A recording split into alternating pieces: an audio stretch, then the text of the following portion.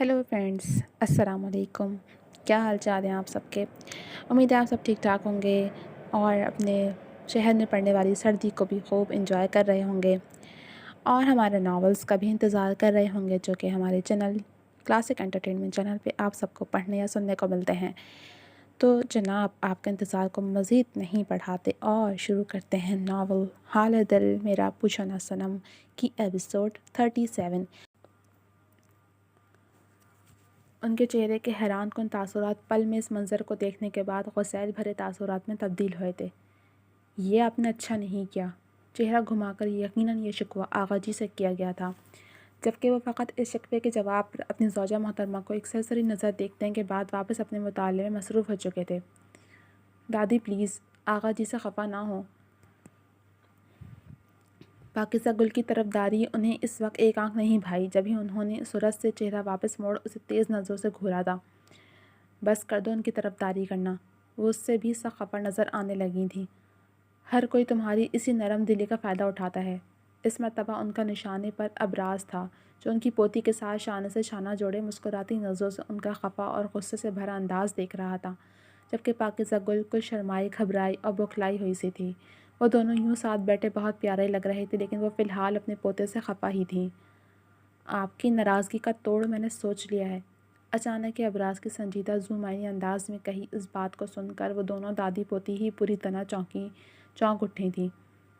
बहुत जल्द ही मैं आपकी गोद में जब पर पोता दे दूँगा तो आप सारे खफगी भूल भाल जाएंगी। उफ़, अबराज अफ़गान का मुंह फट अंदाज़। वो बेचारी दादी के सामने खफ्त का शिकार होती पल में सुरख चुकंदर हुई थी, जबकि वो अबराज की बात सुनकर गोया खफगी भूल भाल इस खुशकुन ख्याल के तसव्वुर में ही खो सी गई थी जब अबराज और पाकिज़ा की औलाद उनकी बाहों में आती। सच, वो दिन जल्दी से आए। मैं पूरे इलाके में असली घी के लड्डू बांटूंगी। मेरी सफ़ीर की नस्ल आगे बढ़ेगी। उसकी औलाद को इन बाहों में भरकर मैं बहुत सारा प्यार करूंगी। वो जोश जज्बात से तेज़ तेज़ बोलती एकदम आबदीदा सी हो गई थी। यकीनन बेटे की याद ने उनकी आंखें नम कर डाली थीं। कौन सी नाराज़गी, कैसी नाराज़गी, वो इस खुशी के आगे सभी कुछ भाड़ में झोंक गई थी। वैसे भी पाकिज़ा गुल का हया आमेज़ अंदाज़ और अबराज के लबों के गोशों से फूटती शौक़ सी मुस्कुराहट उन्हें शादो फरवां कर गई थी। वो दोनों एक साथ खुश थे, उन्हें और क्या चाहिए था। मुझे बस यही सच्ची खुशी तुम दोनों के चेहरों पर देखनी थी। मेरी गुले का बहुत ख्याल रखना। इसने तुम्हारे चले जाने के बाद बहुत कड़ा वक्त देखा है। बेशक मैं तुमसे नाराज़ थी, क्योंकि मेरी गुले एक तुम्हारी वजह से बहुत दुखी रहने लगी थी। इस वक्त जो भी हालात रहे हों, लेकिन मेरा गुस्सा जायज़ ही था। गुले तुम्हारी बीवी थी, तुम गाफिल रहे अपनी मोहब्बत और ज़िम्मेदारी से। उनके नम लहजे में शिकवा दर आया तो अबराज ने खफगी भरी निगाह अपने पहलू से लगी अपनी ज़िंदगी पर डाली थी, जो ख़ुद भी उसकी जानिब देख रही थी। दोनों की नज़रें आपस में मिलीं तो सूरज से नज़र चुरा गई। दादी, आपका शिकवा जायज़ है, लेकिन क्या आपको लगता है कि आपका अभी अपनी गुले को छोड़कर जा सकता था? पूछें आप गुले से कि मैं आया था उसके पास या नहीं। उसको संजीदगी से जताकर कहने पर पाकिज़ा गुल एकदम से बौखला उठी और उसका चेहरा यूँ देखने लगी जैसे उसे अपनी जानिब मुतवज्जे कर रही हो, लेकिन वो उसकी जानिब इस मरतबा मुतवज्जे नहीं हुआ था। उसने एक अरसा ये बात उनसे छुपाई थी। थोड़ी थोड़ी डांट की तो वो भी हकदार थी। अभी क्या कह रहा है गुले? मुझे इस बारे में कुछ क्यों नहीं खबर? वो अपनी लाडली पोती से कड़े लहजे में मुस्तफसर हुई तो उसने मुतवक्किर डांट का तसव्वुर करते बच्चों की तरह से मुंह लटका लिया। आगा जी जानते थे सारी बात। उसने तोपा का रुख दूसरी समत कर डाला। गज़ब खुदा का, तुम और तुम्हारे आगा जी, आज मुझे साफ साफ बता ही दो कि तुम दोनों ने और क्या कुछ छुपाया है मुझसे। उसकी जान खुलासी अब भी नहीं हो पाई थी। अलबत्ता आगा जी बुक एक तरफ रखते खुद भी स्क्रीन के सामने जमकर बैठ गए। इसका मतलब था कि वो फ़लसफ़ाना लंबी गुफ्तगू के चक्कर में थे। अब राज ने एक नज़र वॉल क्लॉक पर डालते दूसरी बेबसी नज़र उन तीनों पर डाली थी। इतनी मुश्किल से तो उनके बीच की दूरी ख़त्म हुई थी। अभी तो विसल का जाम दिल और रूह को सैर भी नहीं कर पाया था कि वो सारे ज़ालिम समाज बनकर उसके अनमोल लम्हों को बेमोल कर रहे थे। वो बेचारा तो कॉल करके ही पछता रहा था। उस वक्त गुले हद से ज़्यादा जज्बाती हो रही थी, बिल्कुल आपकी तरह। आगा जी ने उन्हें ताना नहीं मारा था, लेकिन फिर भी उनकी शरीक हयात को ये बात बड़ी ज़ोर से जाकर लगी थी। बहुत खूब आगा जी, आपके ख़्याल में मैं जज्बाती हूँ? अक्ल से काम नहीं लेती? उनके बीच बस घमासान कारण पड़ने ही वाला था कि अबराज ने बीच में मुदाखलत कर डाली, वरना बात तूल पकड़ती तो च्युइंगम की तरह खींचती ही चली जाती। آپ دونوں اس وقت ابراز اور پاکیزہ گل کی طرح ایکٹر ہیں۔ اس کا یہ بولنا تھا کہ وہ دونوں ایک دم سے خاموش ہو گئے۔ البتہ آغا جی نے بات جاری رکھی، وہ بھی بغیر جھگڑے کے۔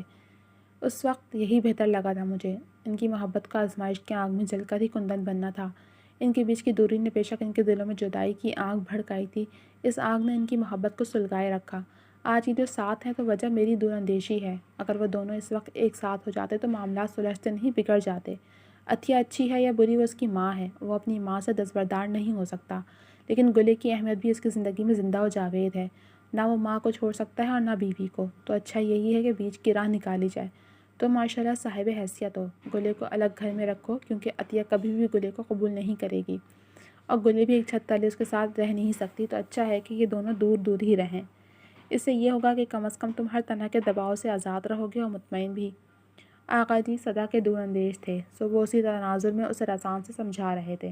اس دوران گلے خاموشی سے اپنے ہاتھوں کی لکیروں میں الجھی چہرہ جھکائے گویا کسی راز کو اپنے سینے میں چھپائے بیٹھی تھی، اور اس راز سے بس وہی واقف تھی، کوئی اور نہیں۔ ایک بات میں اور کہنا چاہوں گا۔ آغا جی نے بات کے درمیان ایک وقفہ لیا تھا، جبکہ ابراز اچھے سے جانتا تھا کہ وہ کیا کہنے والے ہیں۔ ان کی شریک حیات نے البتہ حیران ہو کر ان کی جانب یوں دیکھا تھا کہ مزید کچھ جاننا باقی ہے۔ ساحل کے انتقال سے پہلے جب اسے ہارٹ اٹیک آیا تھا تو میں نے ساحل کے کہنے پر اسے اطلاع دی تھی، اور وہ پہلی ہی فلائٹ سے بھاگا دوڑا چلا آیا تھا۔ پورے 2 دن یہ ہاسپٹل میں ساحل کے پاس رہا، بس اس وقت وہاں سے ہٹ جاتا تھا جب گھر سے کوئی آتا تھا، ورنہ وہ اس کے ساتھ ہی بیٹھا رہتا تھا۔ اس نے ساحل سے معافی بھی مانگی تھی، اور میرے بیٹے نے اسے کھلے دل سے معاف بھی کر دیا تھا۔ ساحل جانے سے پہلے ابراز کی طرف سے مطمئن تھا۔ اس نے ابراز کے ہاتھوں میں جان دی تھی۔ ابراز ہر ایک رسوم میں شامل ہونے کے بعد جس خاموشی سے آیا تھا، اسی خاموشی سے چلا بھی گیا تھا۔ وجہ پاکیزہ کی قسم تھی۔ ابراز نہیں چاہتا تھا کہ وہ زبردستی پاکیزہ پر مسلط ہو۔ اسی سب کو دیکھتے ہوئے میں نے فیصلہ لیا تھا کہ ابراز یہاں نہیں آ رہا تو کیا پاکیزہ گل تو اس کے پاس جا سکتی ہے۔ پھر میں نے غیر محسوس طریقے سے اسے ایسے عوامل پیدا کیے کہ پاکیزہ گل کو لندن جانا پڑا۔ میرے بیٹے تو حکم خداوندی سے اس فانی دنیا میں نہیں رہے تھے، لیکن ان کی خوشی پوری کرنے کے لیے ان کا باپ تو زندہ تھا۔ بس میں نے وہی کیا جو مجھے اپنے بچوں کی خوشیوں کے لیے ٹھیک لگا۔ آقا جی جوں بول رہے تھے، پاکیزہ گل کی سسکیاں بلند سے بلند تر ہوتی جا رہی تھیں۔ اپنے بابا کے جانے کا غم اس کے دل میں آج بھی تازہ تھا۔ ان کا ذکر، ان کی بات اسے یوں حساس بنا دیتی تھی، لیکن اسے اپنی غلطی کا احساس بھی رلا رہا تھا۔ اس نے بھی نادانی میں ابراز کے ساتھ زیادتی کر ڈالی تھی۔ سب کیا دھرا عطیہ درانی کا تھا، تو وہ سزا کیوں ابراز کو دیتی رہی؟ وہ سچ کہہ رہا تھا۔ اصل آزمائش سے تو وہ گزرا تھا، سب سے دور، اپنی محبت سے دور۔ اس وقت ابراز کی اپنی آنکھیں بھی نم دیدہ تھیں، جبکہ دادی کی آنکھوں سے بھی اپنے بیٹوں کی یاد میں آنسو رواں تھے۔ ابراز نے پاکیزہ گل کے سسکتے وجود کو سینے میں بھیج کر اس کے سر پر پیار دیا اور اس کا بازو سہلاتوں سے پرسکون کرنے لگا۔ عطیہ درانی، میں تمہیں معاف نہیں کروں گی۔ میرے اپنوں نے جو غم تمہاری بدولت اٹھائے ہیں، تمہیں جلدی ان کا حساب دینا ہوگا۔ روز محشر بے شک ایک عدالت لگے گی، لیکن اس دنیا کی عدالت میں بھی تمہارا انصاف ہو کر رہے گا۔ میں اپنوں کا خون اتنی آسانی سے رائے گا نہیں جانے دوں گی۔ ابراز کے وسیع سینے میں چہرہ چھپائے اس کا ذہن مسلسل تانے بانے بننے میں لگا ہوا تھا۔ اسی سبب اسے علم بھی نہیں ہو سکا، اور وہ ان لوگوں کو خدا حافظ کہہ کر فون ایک طرف ڈالتا مزے سے اس کی دراز زلفوں سے کھیل رہا تھا۔ اس کے پرحدت لمس پر پاکیزہ گل کی حساسیت بیدار ہوئی تو اسے اپنے وجود پر ابراز کے ہاتھوں کی بے باک حرکت نے گویا بوکھلا کر رکھ دیا۔ وہ ایک جھٹکے سے اسے دور ہوئی تھی۔ ابراز جو اس کی قربت میں مدہوش ہو رہا تھا، پاکیزہ گل کے دور ہو جانے پر اس کا خمار اڑن چھو ہوا۔ گلے، خوخوار تیوروں کے ساتھ اس نے اس کا نام لیا تھا۔ آپ کیا کر رہے ہیں؟ وہ بمشکل بول پائی تھی۔ کیا مطلب کیا کر رہا ہوں؟ عملی مظاہرہ ہوٹل کے روم میں کر کے دکھایا تو تھا، اب بھی کچھ بتانا باقی ہے؟ اس کا پرشوق لہجہ بے باکی کی حد کو چھوتا اس کے چھکے چھڑا گیا۔ آپ اتنے بے باک بھی ہو سکتے ہیں، میں نے کبھی خواب میں بھی نہیں سوچا تھا۔ حیا سے مغلوب وہ پوری طرح سے تپ کر گویا ہوئی۔ خواب میں نہ صحیح، حقیقت میں تو دیکھ رہی ہو نا کہ میں بے باک ہونے کے ساتھ ساتھ رومانٹک بھی ہوں۔ اچھا حیا، آج کے بعد تو مجھے کرول نہیں کہو گی۔ پیار سے کہتے اپنا دایاں ہاتھ بڑھا کر ابراز نے بڑی توجہ سے اس کی آوارہ لٹیں سنوارتے ہلکا سا جھک کر پاکیزہ گل کا ماتھے کا بوسہ لیا تھا، جبکہ اس کے ساتھ کے اس خوبصورت احساس کو پا کر وہ روح تک سرشار ہوئی تھی۔ رومانٹک ہو کر بھی آپ جناب ظالم ہی رہے، جھجک بھرے لاڈ سے کہہ کر اس نے خود سے پیش قدمی کرتے اس کے کشادہ سینے پر سر رکھتے اسے گرد اپنی مخملی باہوں کا حصار کر لیا تھا۔ جواباً ابراز نے پاکیزہ گل کی اس خوبصورت ادا پر نثار ہوتے اسے شدت سے خود میں سمو کر اس کا سر چوما تھا۔ انمول لمحے ریت کی مانند وقت کی مٹھی سے پسل رہے تھے۔ ابراز کی جسارتوں اور شوق بھری سرگوشیوں پر کبھی وہ خفا ہونے لگتی تو کبھی حیا کے سبب اس کے وسیع سینے میں چھپ جاتی۔ ان کی محبت نے تنہائیوں کا عذاب جھیلا تھا، پھر کہیں جا کر انہیں وصل کا جام نصیب ہوا تھا۔ وہ ایک دوسرے کا ساتھ پر گویا مکمل ہو گئے تھے۔ کوئی چال انہیں ایک دوسرے کا ہونے سے روک نہیں پائی تھی۔ بے شک انسان کے چاہنے سے کچھ نہیں ہوتا، رب جو چاہے ہوتا وہی ہے، لیکن انسان پھر بھی ناقص العقل اپنی چالیں چلنے سے باز نہیں آتا جب تک وہ منہ کے بل گرایا نہ جائے۔ اسی وقت اسے اپنی اصل حیثیت کا ادراک ہوتا ہے۔ وہ کچھ نہیں ہے، فقط مٹی کے ڈھیر کے۔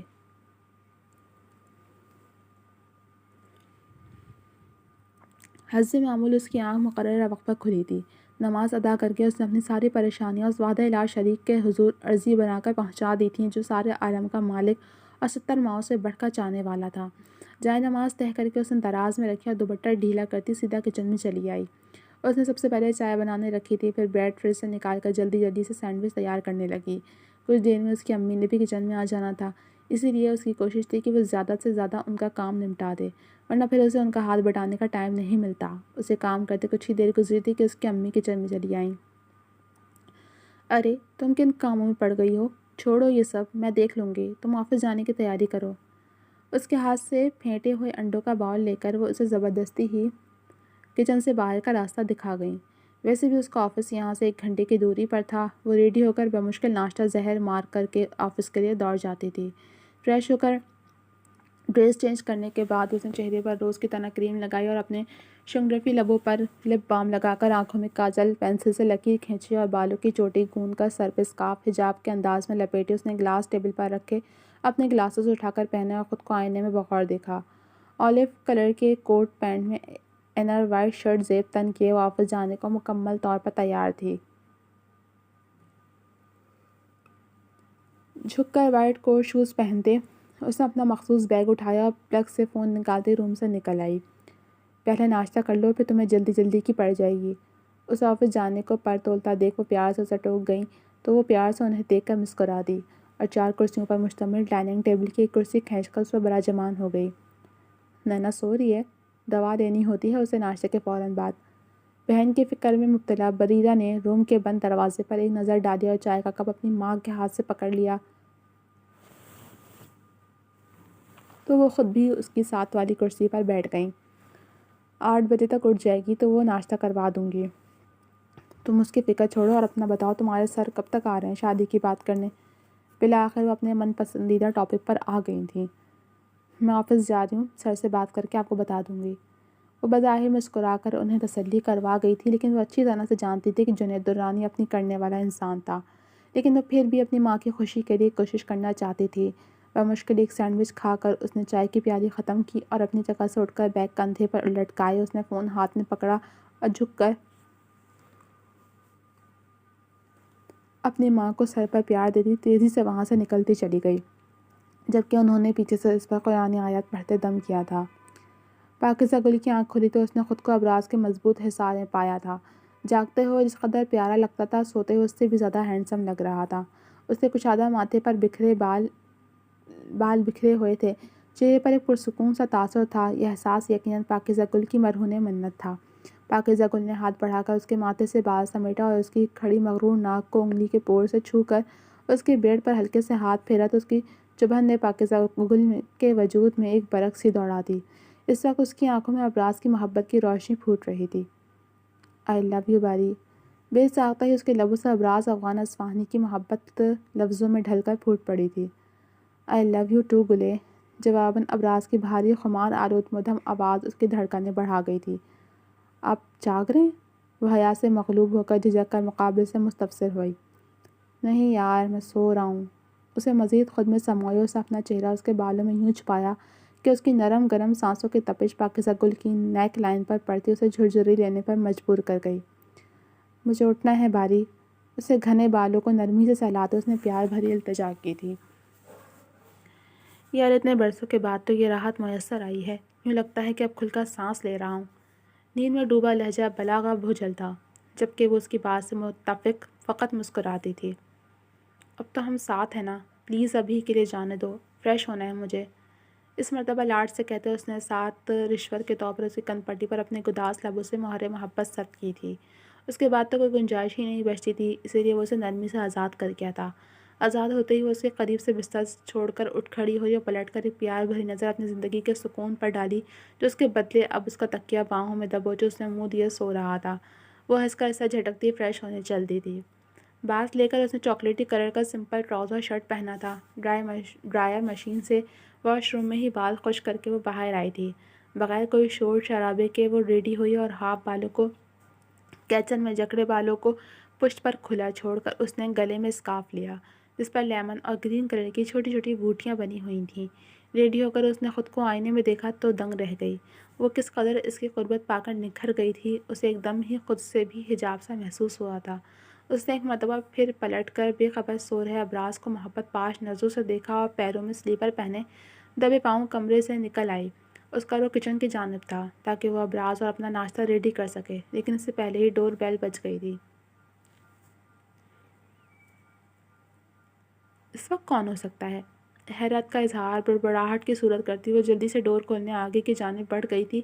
اس نے جو ہی لاک ہٹا کر ڈور اوپن کیا، سامنے کا منظر دیکھ وہ ساکت رہ گئی۔ جی تو جناب، اب تک صرف اتنا ہی۔ کیسے لگی آپ کو یہ ایپیسوڈ؟ کمنٹ سیکشن میں اپنی رائے کا اظہار ضرور کیجیے گا۔ جلد لے کر آؤں گی اگلی ایپیسوڈ، تب تک کے لیے اجازت دیجیے۔ اللہ حافظ۔